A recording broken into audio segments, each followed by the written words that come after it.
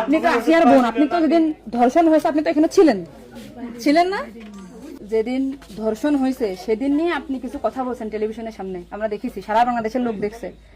তো আপনি বলছেন, একবার বলতেছেন যে আমি ওয়াশরুমে গেছিলাম এই সুযোগে ধর্ষণ হয়েছে, আপনি আরেকবার বলতেছেন যে রুম থেকে বের করে নিয়ে ধর্ষণ করছে, আপনি আরেকবার বলতেছেন যে ধর্ষণের সময় আমি ঘুমোইছিলাম, আমি কিছু ঠিক পাইনি। আসলে কোনটা সঠিক?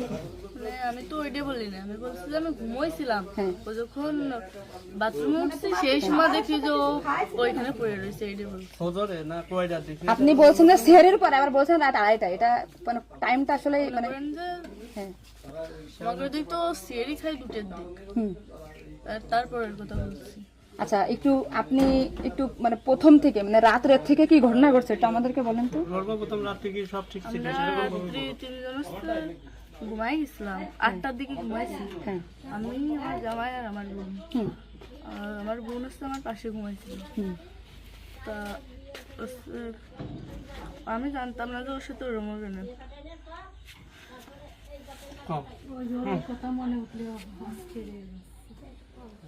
আপনি আসিয়ার বোন, আপনি ওইখানে ওই দিন ছিলেন এক ঘরের ভিতর, আপনার কথা মানে আপনি যা বলবেন সেটাই হবে। এই জন্য আপনাকে যদি ওরা ঘুমের ঘরে কিছু খাওয়াই থাকে আপনি বলবেন যে আমাকে ঘুমের ভিতরে কিছু খাওয়াই দিচ্ছে, আমি ঘুমাইছিলাম, আমি কিছুই জানি না, আমি সকালে উঠে দেখছি এটা।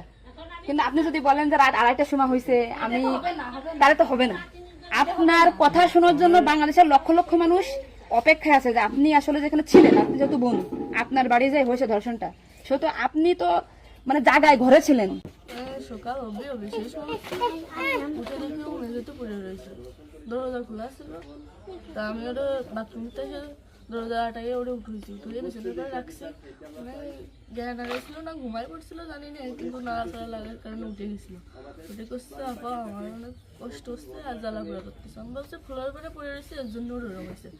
তারপরে ও ঘুমাইছিল না কি জানি না, আমি কিছু চুপ করে ঘুমাই পড়। তারপরে আমি ঘুমাই গেছিলাম, সকালে ভোরে 6টার দিকে ও করছে কাঁদতেছিল আর বেগে বেগে নিঃশ্বাস নিচ্ছিল। তারপরে আমি করছি কি হয়েছে তোর, ওরম কাঁদতেছিল রাত্রেও, আবার ওরম করতেছি, শাকপাও করে আদা যাচ্ছে। ও তারপরে করছে মানে তাও আমার সাথে এরকম করছে, আর হচ্ছে ভাইয়া দরজা খুলে দিছিল। তো আমি করছি আমার এই ঘরের ভিতরে হলো, আমি তো কিছু টের পেলাম না, তো করছে আমার ঘরের বাইরে। আপনাকে একটা ছোট প্রশ্ন করি, কিন্তু আপনি এর আগে তো টেলিভিশন থেকে আপনার ইন্টারভিউ নিয়েছে, আপনি বলছেন যে রাত 8টার দিক হয়েছে আনুমানিক, তারপরে এই হয়েছে, আপনি মানে এই মাঝের এই কথাগুলো তো আপনি জানেন না। সুন্দর, এখন আপনার কথা ভালো লাগছে, আপনাকে থ্যাংক ইউ। এই যে মাঝের যে কথা বলবেন এগুলো আপনি কেন, মানে ভয়ে বলছেন নাকি ওদের বাঁচানোর জন্য বলছেন? তো ভয় দেখানো হয়েছিল, মানে কথাগুলো যা বলছেন এটা কি আপনাকে শেখাই দিয়েছে নাকি আপনি নিজের থেকে বলছেন? তাহলে আপনি নিজের থেকে মাঝের যে কথাগুলো আপনি স্কিপ বলছেন, এটা তো আপনার বলা তো অন্যায় হয়েছে।